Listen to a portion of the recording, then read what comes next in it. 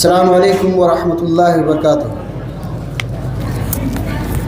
الحمدللہ رب العالمین والصلاة والسلام من لا نبی بعدہ بعد۔ فقد قال اللہ تعالی فی القرآن الکریم اعوذ باللہ من الشیطان الرجیم بسم اللہ الرحمن الرحیم اقرأ باسم ربک الذی خلق۔ وقال النبی صلی اللہ علیہ وسلم طلب العلم فریضۃ علی کل مسلم۔ محترم سامعین، علماء کرام، تمام قسم کی تعریف و توصیفات خالق کائنات مالک ارض و سماء کے لیے ہے، جس نے ہم انسانوں کو پیدا کیا اور پیدا کرنے کے بعد یوں ہی بیکار نہیں چھوڑا، بلکہ اللہ وحدہ لا شریک نے ہم لوگوں کو صراط مستقیم پر گامزن کیا۔ لاکھوں کروڑوں درود و سلام ہو تمام انبیاء کرام پر، خصوصاً آخری نبی جناب محمد رسول اللہ صلی اللہ علیہ وسلم پر، اللہم صلی علی محمد۔ محترم و مکرم صدر مجلس فضیلت الشیخ حضرت مولانا محمد عبدالحمید رحمانی ثناء علی حفظہ اللہ، فضیلت الشیخ الدکتور عبدالحلیم بسم اللہ مدنی حفظہ اللہ، مدیر التعلیم جامعہ سلفیہ بنارس، فضیلت الشیخ ابو ناصر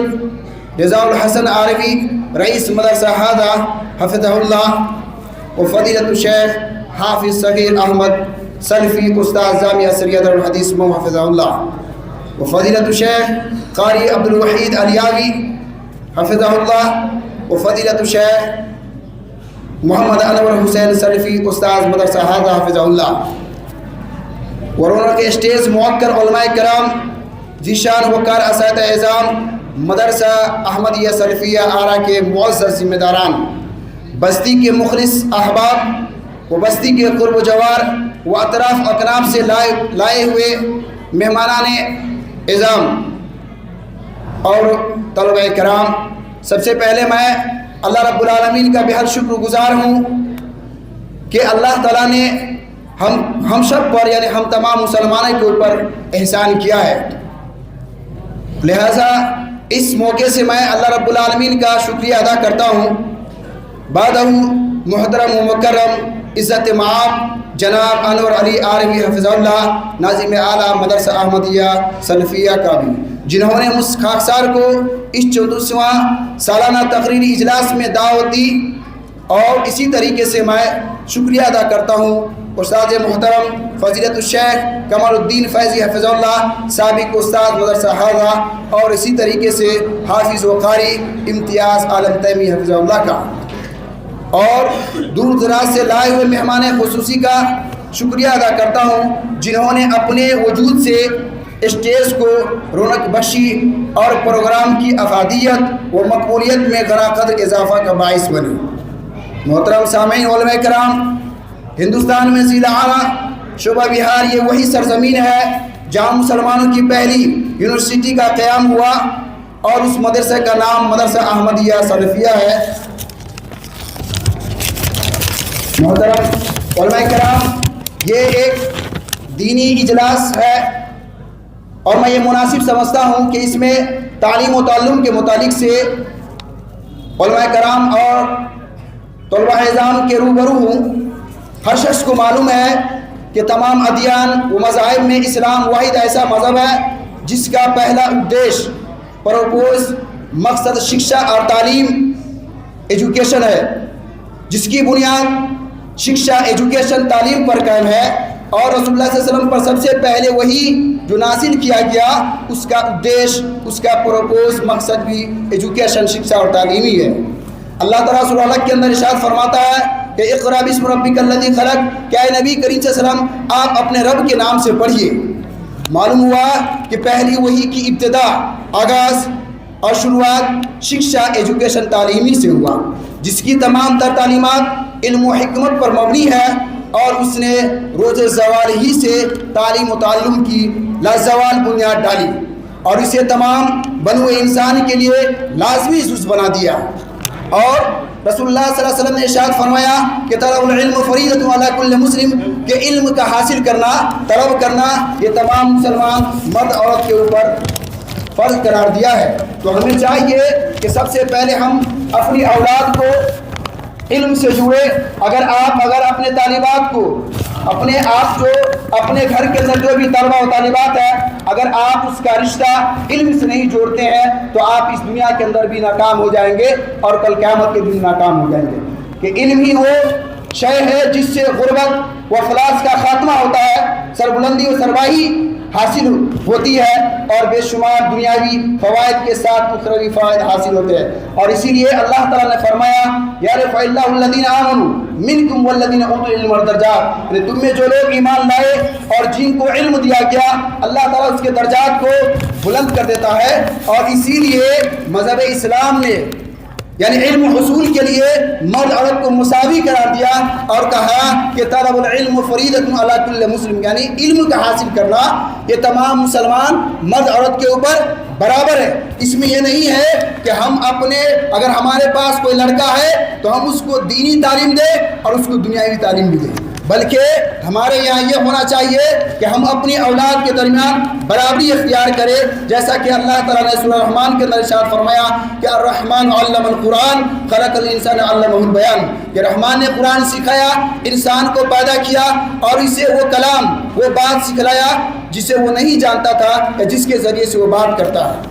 معلوم ہوا کہ صحابہ کرام و صحابیات تعلیم کی اسی اہمیت و عظمت کے پیش نظر مختلف علوم و فنون کے حصول میں دلچسپی لیتے تھے، اور علوم و فنون میں صحابہ و صحابیات کا جو مقام حاصل کیا اس سے اندازہ ہوتا ہے کہ اگر اسلام میں عورتوں کے لکھنے پڑھنے کی ممانعت ہوتی تو صحابیات کا وہ علم و فضل میں اتنا مقام اور اعلیٰ مقام نہ ہوتا.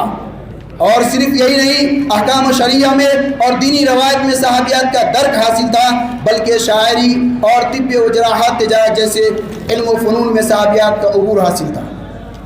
علم کی برتری نہ ہونے نہ جاننے والے پر مثال کے طور پہ ہم بہت سارے لوگ یہ سمجھتے ہیں کہ اللہ رب العالمین نے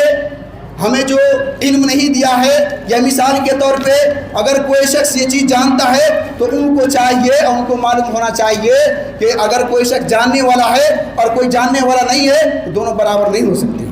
اسلامی تعلیمات اور جدید سائنسی ترقی نے بھی علم کی ترقی کو برتری قرار دیا، جیسا کہ اللہ تعالیٰ نے سورۃ الزمر آیت نمبر 9 میں ارشاد فرمایا کہ قل هل يستوي الذين يعلمون والذين يعلمون، کہ اے نبی کریم صلی اللہ علیہ وسلم آپ فرما دیجئے، آپ کہہ دیجئے کہ جاننے والے اور نہ جاننے والے دونوں برابر نہیں ہو سکتے ہیں. اس آیت کریمہ سے معلوم ہوا کہ اللہ تعالیٰ نے اس آیت کریمہ میں علم کی برتری اور اس کی اہمیت کو واضح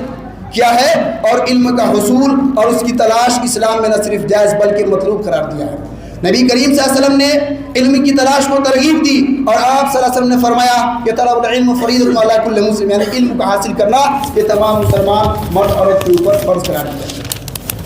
اس حدیث سے معلوم ہوتا ہے کہ علم کا تلاش کرنا اسلامی معاشرے میں ایک بنیادی فریضہ ہے. اس ترغیب نے مسلمانوں کو سائنسی تحقیق اور ترقی کی طرف راغب کیا ہے، اور اسلامی تاریخ میں بہت سارے عظیم سائنسدانوں نے اپنی تحقیق اور تخلیق کے ذریعے سے علم کی دنیا میں نمایاں کردار ادا کیا. مثلا ابن سینا اور الرازی جیسے علماء نے طب، ریاضی اور دیگر میدان میں سر انجام دیے ہیں. اور یہ علم کے تعلق سے گفتگو کر رہا ہوں، اس لیے طالب علم کی فضیلت کے بارے میں کچھ بتلا دوں. اللہ کے نبی کریم صلی اللہ علیہ وسلم نے فرمایا اور بتایا کہ خیرکم من تعلم القرآن وعلمہ، کہ تم میں سے بہترین انسان وہ ہے جو علم کو سیکھے اور اس کو سکھلائے، اور اس سے بہتر کوئی چیز نہیں ہو سکتا. اور اسی لیے اللہ کے نبی کریم صلی اللہ علیہ وسلم نے ارشاد فرمایا کہ انفع الناس، کہا کہ خیر الناس انفع الناس، کہ لوگوں میں بہترین انسان وہ ہے جو لوگوں کو فائدہ پہنچائے. تو فائدہ پہنچانے کا مقصد یہ ہے کہ اگر اور اس سے بہتری اور اس سے بہتر یعنی تجارت یا اس سے بہتر کاروبار کوئی نہیں ہو سکتا کہ اگر آپ کہیں مدرسہ بنا دے، اگر کہیں آپ مسجد کے قیام کر دے جہاں پہ روز ہزاروں تعداد میں طلبہ کرام تعلیم حاصل کرتے ہیں، تو یہ سب سے بہترین بزنس ہے. اور اسی لیے اللہ کے نبی کریم صلی اللہ علیہ وسلم نے ارشاد فرمایا کہ خیر الناس انفع الناس، کہ لوگوں میں سب سے بہترین انسان وہ ہے جس سے لوگوں کا زیادہ فائدہ ہو. اور اللہ کے نبی کریم صلی اللہ علیہ وسلم نے طالب علم کے متعلق فرمایا کہ من سلک طریقا यल्तमिस फीहि इल्मन सल्लल्लाहु तरीक़न इलल जन्नह, कि जो शख्स इल्म दीन की तलाश में कोई रास्ता चले तो अल्लाह ताला उसके लिए जन्नत के रास्तों को हमवार कर देता है और आसान कर देता है। और एक हदीस के अंदर अल्लाह के नबी करीम सल्लल्लाहु अलैहि वसल्लम ने इरशाद फरमाया, और फरिश्ते तालिब इल्म से खुश होकर उसके लिए अपने बाजू को बिछा देते हैं, और आसमान ज़मीन की सारी मखलूक यहाँ तक कि मछलियाँ भी समुद्र के अंदर तालिब इल्म के लिए मग़फ़िरत के लिए दुआ करती है। तो मालूम ये हुआ कि अगर हम अपने लड़के को, अगर लड़की को चाहिए कि हम इल्म दीन यानी उसको दीन से जोड़े, अगर हम अपना रिश्ता दीन से जोड़ेंगे तो अल्लाह ताला हमें हर चीज़ में कामयाबी अता करेगा। और हमको ऐसा इल्म नहीं होना चाहिए जिस इल्म के ऊपर हम मुतकब्बिराना अंदाज में पेश होए और लोगों को सामने ये करे तो ये भी चीज़ जायज़ नहीं है, बल्कि आप माजी के औराक की गर्दानी करें, तब आपको मालूम होगा वही फिरौन जो अपने आप को इल्म के अंदर इतने मगरूर हो गए और तकब्बुराना अंदाज के अंदर कहा कि अना रब्बुकुमुल आला, क्या लोगों मैं तुम सबका सबसे बड़ा रब हूँ, ये इल्म के मुतकब्बिराना अंदाज था। तो अल्लाह ताला ने मूसा अलैहिस्सलाम को कहा कि इज़हब इला फिरौन इन्नहु तगा, कि आप फिरौन के पास जाइए, वो सरकशी करता है और हद से तजावुज़ करता है और अपने आप को वो रब बना बैठा है और अपने आप को खुदा बना बैठा है। और उसकी दूसरी मिसाल कि जब अल्लाह ताला ने हज़रत आदम अलैहिस्सलाम को पैदा किया और तमाम फरिश्तों को हुक्म दिया कि आदम अलैहिस्सलाम को सजदा किया जाए, तो सिवाय इब्लीस के सब लोगों ने सजदा किया, लेकिन इब्लीस ने इनकार कर दिया। तो अल्लाह ताला ने पूछा, या इब्लीस मा मना का, क्या इब्लीस तुझे किस चीज़ ने मना किया कि तू आदम अलैहिस्सलाम की सजदा न करे? तो कहा अना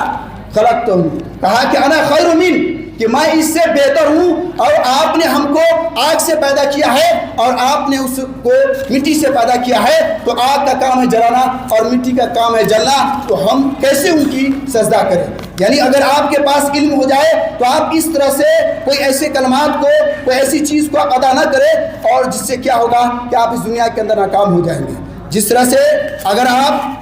तारीख की ओर गर्दानी करें, तब आपको मालूम होगा नूह अलैहिस्सलाम ने 950 साल अपनी कौम के लोगों को अल्लाह रब्बुल आलमीन की इबादत की तरफ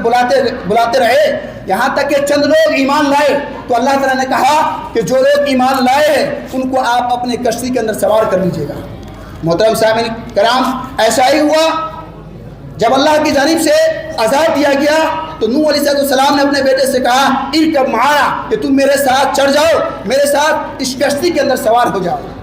लेकिन नूह अलैहिस्सलाम के बेटे ने कहा सआवी इला जबल, कि मैं एक पहाड़ के ऊपर चढ़ जाऊंगा जिससे पानी भी हमको छू नहीं सकता। तो सामीन कराम, अगर आपके पास इल्म हो और उस इल्म के अंदर अगर आपके पास मुतकब्बिराना अंदाज हो, अगर आप मगरूर हो जाएंगे तो अल्लाह ताला आपको इस दुनिया के लिए इबरत बना करके रख देगा। जिस तरह से मिसाल फिरौन और क्या कहते हैं नूह अलैहिस्सलाम के बेटे और इसी तरह से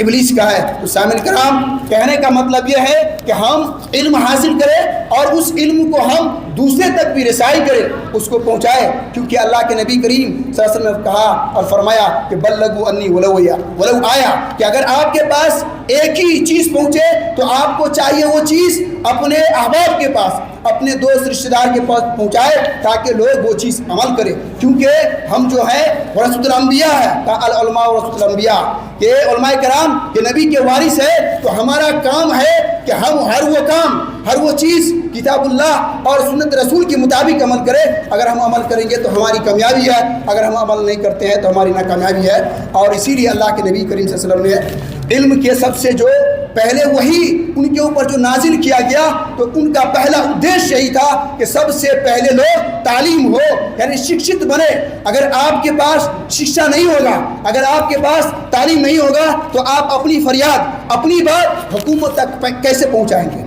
आप अपनी बात को कैसे रखेंगे? इसके लिए शिक्षा होना ज़रूरी है और इसके लिए एजुकेशन होना ज़रूरी है। बगैर आप एजुकेशन और बगैर तालीम को आप कुछ भी नहीं कर सकते। अगर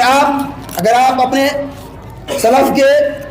औराक को गर्दानी करें, अगर आप उनकी किताबों को पढ़ें, तब आपको मालूम होगा उन्होंने इल्म के लिए किस तरह से जुस्तजू और मेहनत किए, तब इस मकाम पर पहुँचे हैं। आप लोगों ने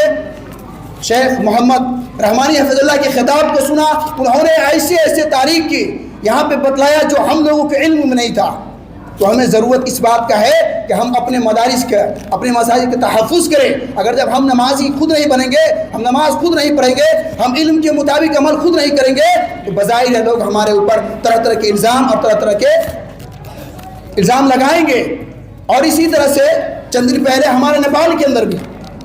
جو ہمارے نیپال کی پردھان منتری ہے سشیلا کارکی، انہوں نے بیان دی کہ اسلام کے اندر عورتوں کا کوئی مقام نہیں ہے، عورتوں کی کوئی حیثیت نہیں ہے، عورتوں کو زندہ درگور کر دیا جاتا ہے، ان کو دفن کر دیا جاتا ہے۔ تو وہاں کے مسلمان کمیٹیوں نے ایکتا ہو کر ان کی آواز کو لگایا اور کہا کہ یہ اسلام سے پہلے کا معاملہ ہے، اسلام کے بعد کا معاملہ نہیں ہے، بلکہ اسلام نے تو اسلام کی جو دھارمک گرنتھ ہے قرآن مجید، ان میں سورۃ النساء یہ عورت ہی کے نام سے سورت کو نازل کیا گیا ہے۔ اور کہا وَإِذَا الْمَوْءُودَةُ سُئِلَتْ کہ جب زندہ گاری لڑکیوں سے سوال کیا جائے گا بِأَيِّ ذَنبٍ قُتِلَتْ کہ تو کس گناہ کی وجہ سے قتل کی گئی۔ یہ اسلام آیا تو ان کو مقام دیا۔ اگر اسلام میں کسی کے پاس ایک بیٹی ہے، اگر دو بیٹی ہے، اگر ان کی وہ خدمت کرتا ہے اور ان کی پرورش کرتا ہے، پڑھاتا لکھاتا ہے، تو جنت میں جس طرح سے یہ انگلیاں ہیں ایسے ہی نبی کریم صلی اللہ علیہ وسلم کے ساتھ رہیں گے۔ تو یہ اسلام کی برتری اور ان کی افضلیت ہے۔ اور آخر میں ہم اللہ تعالیٰ سے دعا کرنا چاہتے ہیں کہ اللہ تعالیٰ مدرسہ کے ذمہ داران کو ہر آفات اور بلا سے بچائے، اور جب تک اس دنیا میں رکھے ہم تمام مسلمانوں کو اسلام پہ رکھے، اور جب خاتمہ ہو تو ایمان کی خیر پہ خاتمہ ہو۔ دعا کریں الحمد للہ رب العالمین۔